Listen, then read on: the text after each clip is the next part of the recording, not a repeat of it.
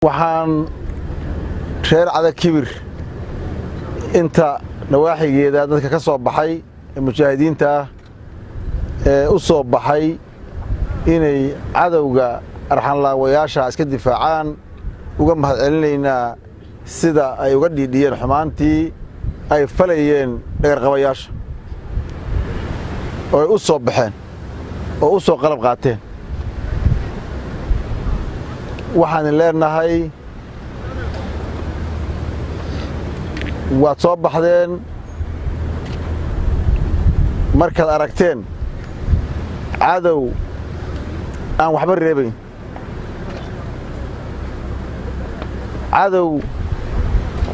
aan naxayn cadow aan waxba dhowrayn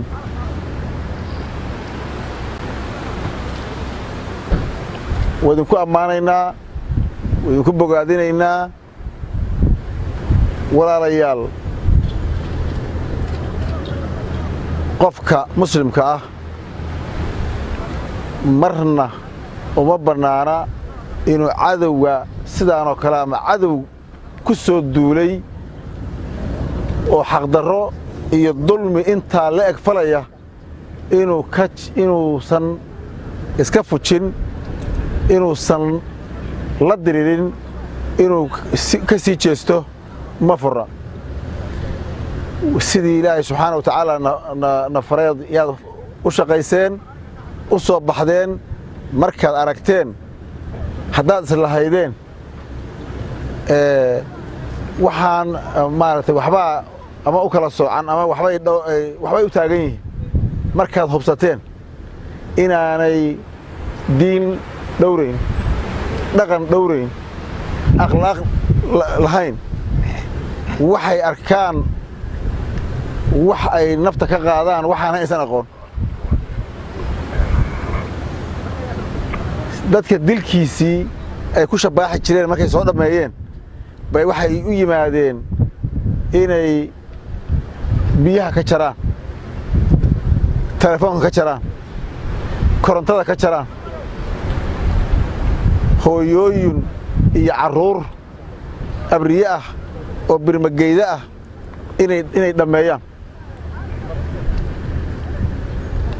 waxa ay falayaan dadka aan wax soo gaaray jirin oo cawaanta ah xitaa ma sameeyaan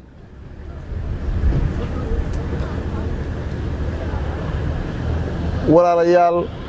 wax laga dhowro iyo wax laga sugaahay ma jiraan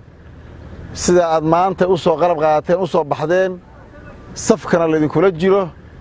ayaa dhammaan reer galmudug u soo jeedaan kuwa ay dullaysteen oo ay dhibaateeyeen oo ay intaas 12 sano haysteen marka laga reebo oo iyaguna cadaab ku jira adduunyo cadaab ay ku hayaan marka laga reebo inta xortahay maanta waa diyaarsanta wax u haray qofkii wax islahaana maantu ka quusta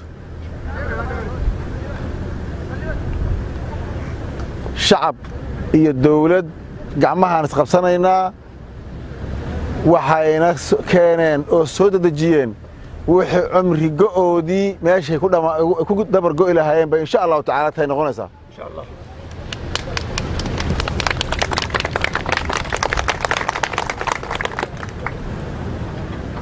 waxay xumaan kari kareen waa soo bandhigeen wax u dhimani ma jiraan waxay islahaayeen dadka muslimiinta ah oon waxba xaq aysan ku lahayn ku dhibaateeya oo kari kareen waa ku dhibeen waa la yimaadeen shabaab iyo Soomaali inay dib u sii wada noolaadaan ilaahay idinkii dhici mayso meeshii waxay yimaadeen haddii ilaahay yidhaahdo maanta la iska qaba lahaa reer galmudugna waa u diyaar waxaan rabaa odayaasha iyo culamaauddiinka iyo dhammaan qaybaha kala duwana bulshada sidaad maanta u soo istaagteen waa ku ammaanantihiin guud ahaan reer galmudug gaar ahaan jiiddaan dheer inta ku jirta oo Cada Kibir ugu dambaysay maanta looma kala harin looma kala maqna dawladda